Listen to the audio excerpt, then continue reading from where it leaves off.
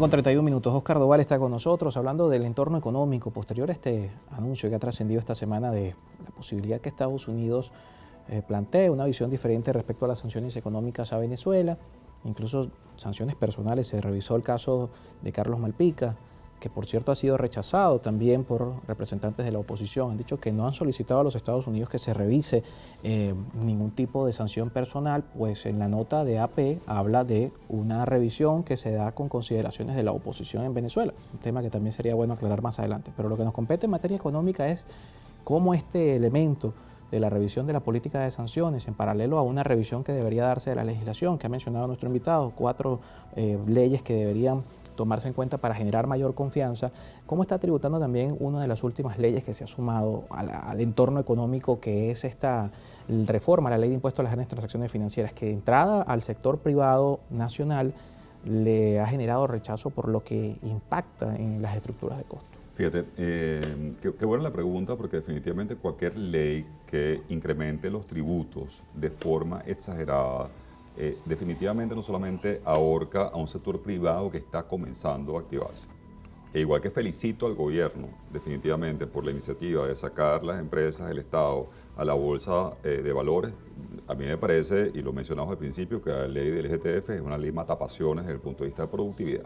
¿Por qué razón? Porque si de alguna manera tú te vas con un 3% sobre empresas que tienen márgenes de un 12, 10%, 9%, estoy hablando de las empresas de consumo masivo, que esos son los márgenes que manejan, estás básicamente quitándole un 30% de la utilidad.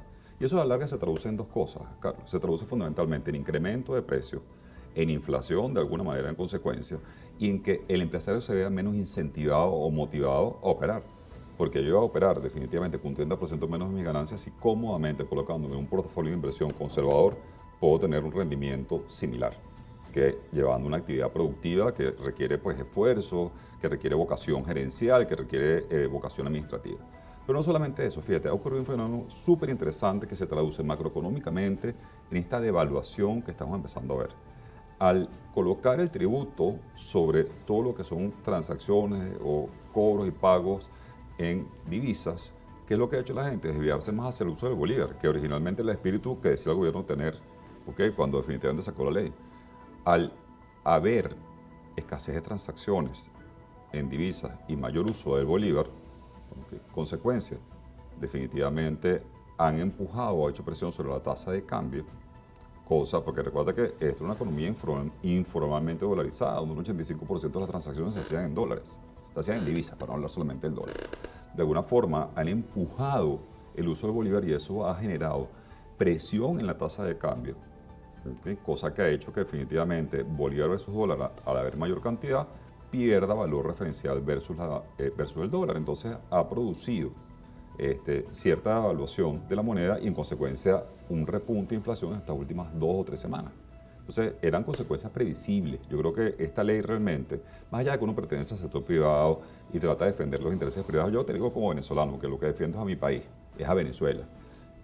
Loco, o sea, lo que han hecho con esta ley definitivamente es darse un tiro en el pie. ¿Okay? ¿Por qué razón? Bueno, están nuevamente generando lo que tanto teme generar el gobierno, que yo también tendría temor de generar, lo que es devaluación de nuestro signo monetario y además una mayor tasa de inflación, cuando esto era un tema que estaba bastante contenido por las buenas políticas monetarias del mismo gobierno. Entonces, a mí esta ley me parece definitivamente una contradicción a todo lo que venía haciendo el gobierno desde el punto de vista de manejo nuevamente de estabilización de la macroeconomía y al incentivo del aparato productivo venezolano, que creo que es una cuestión en la que todos los venezolanos coincidimos independientemente del tinte político que tengamos, independientemente de la identificación o no que tengamos con el gobierno.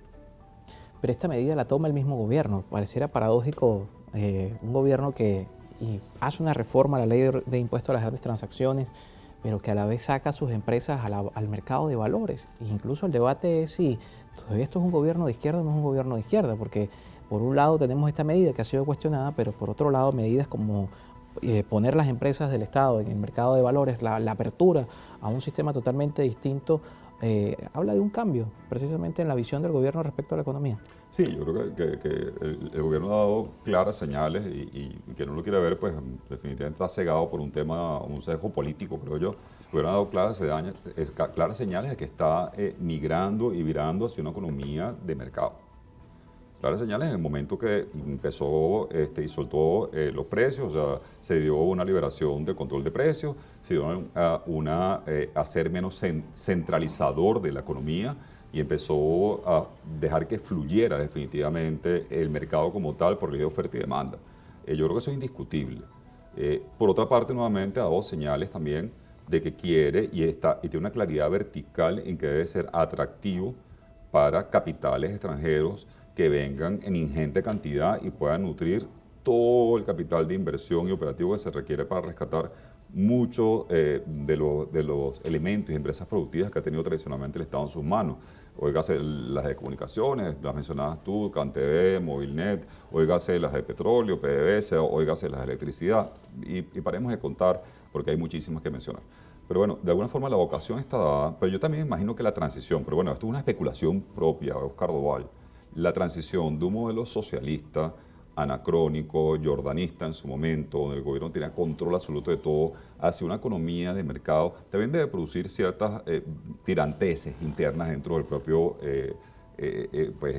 los diferentes actores y mapa político del gobierno. Nuevamente, esto es especulativo porque yo no tengo ninguna información privilegiada, ninguna Ni penetración milita en del el gobierno. partido. Ni milito en los partidos, ni tampoco soy vidente. Entonces, esto es especulativo, pero es deductivo también. O sea, yo estimo que de alguna manera algún tipo de tirantez, y no debe ser fácil, una transición de un gobierno que viene pregonando durante pues, muchísimos años un modelo social justamente orientado al control, a que de repente se dejen guiar por una economía de mercado. El otro día, el presidente, cuando sacó el Twitter de que iba a sacar las empresas públicas a cotizar en bolsa, la bolsa de valores y el mercado bursátil en general, para quien no esté familiarizado con ello, es el elemento más importante que define una economía de mercado.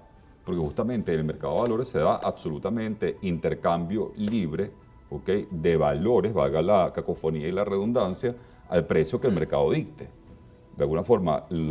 Guste o no a los actores que forman parte de ese mercado. Pues sí. Entonces, de alguna forma, claro, nuevamente, la ley de impuestos a las grandes transacciones financieras, la IETF, mira, es una contradicción a todas luces con lo que venía haciendo el gobierno desde el punto de vista tanto de vocación como de voluntad, como lo que sigue haciendo, que es el acercamiento pues a la posibilidad de tener nuevamente o restablecer la mesa de diálogo en México, la posibilidad y la negociación con Washington, que me parece más inteligentísima por parte del gobierno, para que de alguna forma empiecen a laxarse las sanciones financieras y termine este ahorcamiento que no nos ha conducido absolutamente a nada, ni desde el punto de vista político, ni desde el punto de vista económico, ni desde el punto de vista social. Me refiero a ahorcamiento por parte de los Estados Unidos de América, para ser claro y poner un nombre y apellido a las cosas. Esto ha sido un absurdo de todos los absurdos. O sea, si tú me dices que de alguna manera hubiera producido algún tipo de cambio en el país, en cualquiera de las aristas que mencioné, está bien, pero no ha servido para un diablo, sino para perjudicar a la venezolanidad completa.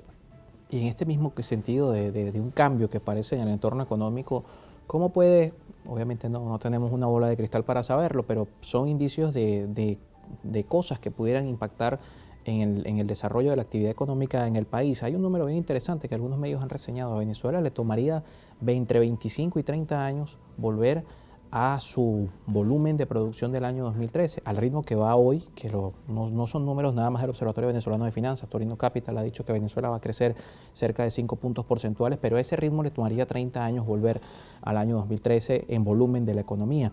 Estas señales pueden cambiar esa realidad, pueden hacer que se acelere el crecimiento de nuestra economía y veamos 10 puntos porcentuales en un año o algo así. Las predicciones que está haciendo la mayoría de los analistas está basada en un escenario sancionatorio con cierta laxitud, ¿okay?, pero no con levantamiento. Partiendo un poco del principio, te decía que el levantamiento va a ser gradual. Si hay realmente licencias tempranas para que las grandes capitales ligados a las empresas también descomunales de gran calado, de explotación petrolera y pues, transformación petrolera y exportación petrolera se asienten en Venezuela y empiezan a hacer inversiones. Y es interesante porque sobre esto ha hablado bastante la Cámara Petrolera Venezolana. Ha dicho de alguna forma que hay manera solamente con capital operativo, o sea, un capital que realmente no es una cosa descomunal, activar una producción cercana a los 500.000 barriles más, ¿okay?, de lo que tenemos hoy en día, que está en torno a los 700, 800.000 barriles diarios, de manera bastante expedita. Esto va a solucionar, nos va a conducir al PIB del 2013. No, pero definitivamente nos acerca mucho más. Me parece que es un poco peregrino decir que Venezuela va a tardar 30 años en recuperarse. Venezuela es un país que solamente en el subsuelo mi querido Carlos, tiene 30 trillones, en español trillones de dólares. Estamos hablando de 1.000 millones de millones, 30.000 millones de millones de dólares en su suelo, no solamente en petróleo, en gas, en oro, en diamante, en bauxita, en hierro, en coltán y otros tantos minerales que reposan allí. Solamente eso, sin contar lo que es todo el potencial agrícola, las 11º reservas acuíferas dulces que existen, si queremos desarrollar el agro, que deberíamos por fin hacerlo una vez por todas. O sea, tenemos la posibilidad definitivamente de activarnos como país. Hace falta definitivamente voluntad política y hace falta una cosa más, que todos nosotros los venezolanos, los que estamos ahí a pie, caminando, tú, yo, todo el mundo, ¿okay?, salgamos a trabajar por Venezuela. O sea, ya basta de mezquindades, de pensar en temas políticos, en temas personales. Si realmente nos alineamos por recuperar una Venezuela que sea productiva, pero desde adentro, entendiendo que esto es definitivamente una apuesta a futuro para nuestros hijos, nietos y realmente toda la venezolanidad. El tiempo es mucho más corto de 30 años, Carlos.